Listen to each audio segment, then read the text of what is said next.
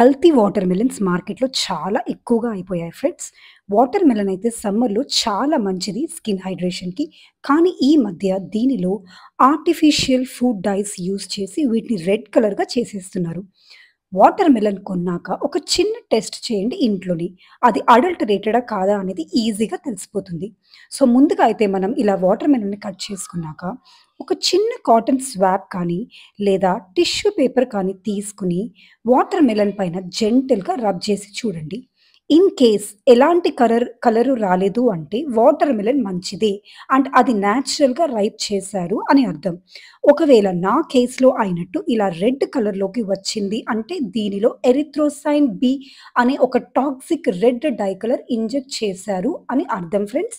ఈ కెమికల్‌ని mostly sweets, cakes and డ్రింక్స్‌లో ఎక్కువగా use చేస్తూ ఉంటారు. చాలా డేంజరస్ కెమికల్ అండి ఇది. ఎక్కువ మోతాదులో తీసుకుంటే స్టొమక్ అప్సెట్ అయ్యి వామిటింగ్స్ అండ్ లూజ్ మోషన్స్ రావడమే కాదు, లాంగ్ టర్మ్‌లో థైరాయిడ్ క్యాన్సర్ అండ్ ఇన్‌ఫెర్టిలిటీ లాంటి డేంజరస్ డిసీజెస్ కూడా ఇది కారణం అవ్వచ్చు ఫ్రెండ్స్.